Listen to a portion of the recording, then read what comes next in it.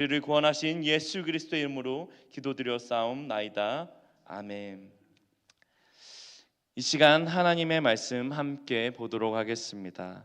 예레미야 52장 12절에서 23절 말씀입니다. 예레미야 52장 12절에서 23절 말씀입니다. 저와 여러분들이 한 절씩 교독하시고 마지막 절은 함께 읽도록 하겠습니다. 바벨론의 느부갓네살 왕의 19째 해 5째 달 10째 날에 바벨론 왕의 어전사령관 느부사라단이 예루살렘에 이르러 여호와의 성전과 왕궁을 불사르고 예루살렘의 모든 집과 고관들의 집까지 불살랐으며 사령관을 따르는 갈대아 사람의 모든 군대가 예루살렘 사면 성벽을 헐었더라. 가난한 자와 성중에 남아있는 백성과 바벨론 왕에게 항복한 자와 무리의 남은 자를 사로잡아갔고 가난한 백성은 남겨두어 포도원을 관리하는 자와 농부가 되게 하였더라.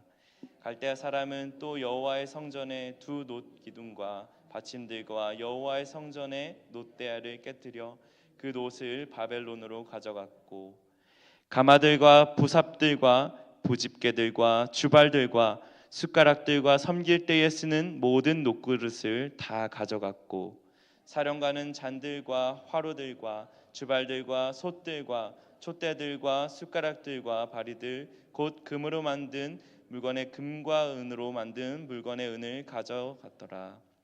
솔로몬 왕이 여호와의 성전을 위하여 만든 두 기둥과 한 바다와 그 받침 아래에 있는 12놋 소굿 곧 이 모든 기구의 놋 무게를 헤아릴 수 없었더라.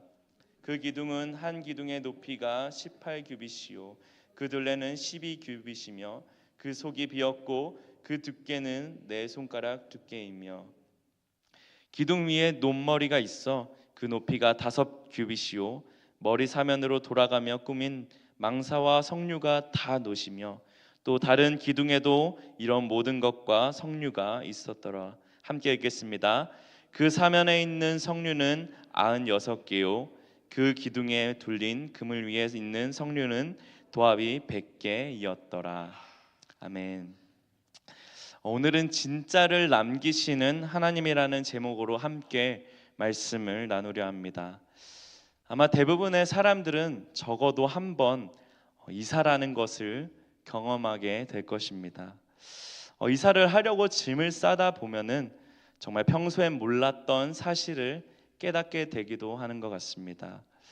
이걸 내가 왜 아직도 갖고 있었지라는 어떤 그 싶은 그 잡동사니들이 정말 끊임없이 쏟아져 나오는 경험을 저뿐만 아니라 아마 많은 분들이 경험하셨을 거라 믿습니다. 결국 새 집으로 가져가는 거는 정말 우리가 소중하게 여기는 것들, 또 우리가 꼭 필요한 정말 진짜 물건들 뿐입니다. 오늘 말씀 속 예루살렘이 바로 그렇습니다. 오늘 하나님은 지금 예루살렘에 정리되어야 할 짐을 정리하고 계십니다. 하나님보다 더 믿고 의지했던 성전과 물건들을 다 치우시고 정말 가장 소중한 진짜만 남기시는 하나님의 일하심을 우리가 말씀을 통해서 하나님께서 보여주고 계십니다. 우리는 지난 시간 동안 예레미야 46장부터 51장까지 예루살렘 주변 국가들을 향한 하나님의 심판을 살펴보았습니다. 그 중에 애굽이라는 나라는 막강한 군사력을 지니며 그것을 믿고 의지하였지만 하나님은 그 애굽의 막강한 용사들이 추풍 낙엽처럼 쓰러지게 하셨습니다. 모압은 어떻습니까? 모압은 오랫동안 전쟁이 없이 평안히 지냈던 그 환경을 지닌 국가였습니다. 또 그들은 그것을 의지하고 자랑하였던 나라였습니다. 하지만 하나님은 모압을 정말 그 평안에 담장을 한순간에 무너뜨리신 분도 하나님이셨습니다.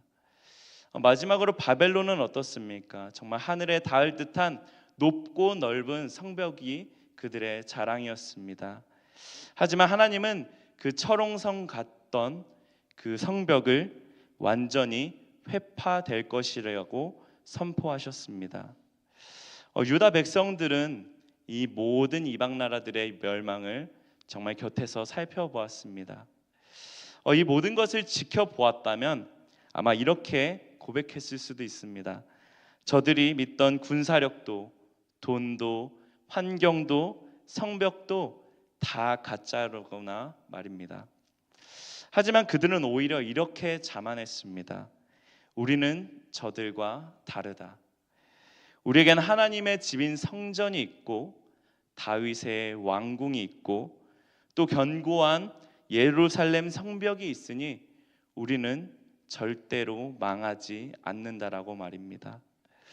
하지만 오늘 본문은 무엇을 보여주고 있습니까? 악을 행하는 데서 돌이키지 않았던 그 하나님의 진노하심이 이르렀던 어제의 말씀에 이어서 오늘 본문 말씀 속에 13절과 14절을 보면 정말 참담한 광경이 벌어지고 있습니다. 유다 백성들이 목숨처럼 의지했던 그 성전과 성벽이 불타고 허물어지고 있습니다. 또한 바벨론의 사령관 느부사라단이 예루살렘에 들어와 가장 먼저 한 일은 불을 지르는 것이었습니다. 여호와의 성전을 태우고 왕궁에 불을 사르고 예루살렘의 집과 고관들의 집까지 샅샅이 불태워 버렸습니다. 정말 그것도 모자라 성을 든든하게 보호하고 있던 사면의 성벽을 정말 완전히 허물어뜨렸습니다. 하나님은 왜 당신의 집인 성전까지 불타게 내버려 두셨을까요? 정말 우리의 상식으로는 자신의 집을 불태우는 것은 정말로 이해가 되지 않은 선택일 것입니다. 하지만 우리는 그 안에 담긴 하나님의 뜻을 바라봤을 때에 이것은 진짜를 남기시려는 하나님의 일하심이 그 안에 담겨 있다는 사실을 우리는 살펴볼 수 있습니다. 유다 백성들에게 성전은 이제 더 이상 하나님을 만나는 장소가 아니라 자기들의 죄를 숨겨주는 가짜 안식처가 이미 되어버렸기 때문이었습니다. 마음은 하나님과 멀어졌지만 우리 민족에게는 성전이 있으니 또 보물이라고 믿었기 때문에 우리는 안전해라고 믿는 그 잘못된 신앙을 하나님께서는 더 이상 두고 살펴보실 수 없었습니다. 하나님은 그들이 하나님보다 더 신뢰했던 성전 건물이라는 껍데기와 또 왕궁이라는 권력, 또 성벽이라는 안전을 사정없이 무너뜨리셨습니다. 사랑하는 성도 여러분, 오늘 우리에게도 정말 이 예루살렘 성벽과 같은 것들이 있지 않습니까? 정말 짧은 예를 들자면 신앙생활을 내가 이 정도 했으니 나는 충분히 괜찮은 성도라고 믿는 어떤 신앙의 자부심과 교만함도, 또한 내 부가 이 정도 축적이 되었으니 나의 앞으로의 노후는 보장되어 있어라는 어떤 경제적인 안정감에서 오는 나태함이라든지, 또 자녀들의 성공을 위해서 달려왔던 나의 삶에서 자녀들이 성공했을 때 오는 성취감이라는 자녀들이 우상과 같은 것들 말입니다. 물론 이런 것들이 우리의 삶에 필요하지 않은 것은 아닙니다. 하지만 이것이 하나님보다 앞서서 나를 지켜주는 안식처가 되었을 때에는 그것은 우리가 반드시 이사할 때 버려야 할 짐과 같이 버려져야 할 것들입니다. 하나님은 때로 우리의 인생의 성벽을 흔드시고 또 우리가 소중히 여기던 집들을 불태워 버리시는 그런 고난도 허락하십니다. 눈에 보이는 가짜를 치우시고 정말 하나님이라는 진짜를 우리에게 보여주려 하심입니다. 우리는 평생 낡은 짐들을 보물이라 착각하며 움켜쥐고 살지만 하나님은 그것들을 내려놓으시라고 하십니다. 하나님은 그 빈자리에 세상의 가치로는 감히 매길 수 없는 정말 생명의 근원 되신 하나님, 당신 자신만을 단 하나의 진짜 보물로 우리의 그 텅 빈 자리를 채우시기를 원하십니다. 또한 본문 17절부터 23절의 말씀을 살펴보면 성전 안에 있던 수많은 기물들이 바벨론으로 실려가는 장면이 기록되어 있습니다.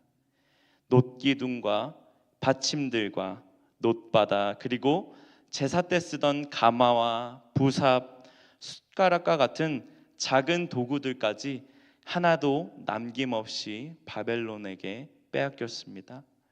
심지어 금과 은으로 만든 가장 귀한 것들마저도 모두 바벨론에게 하나님은 내어주셨습니다. 여기서 우리가 주목해야 할 아주 짧지만 강력한 말씀이 21절에 나오고 있습니다. 그 21절에 나온 말씀은 이렇게 말하고 있습니다.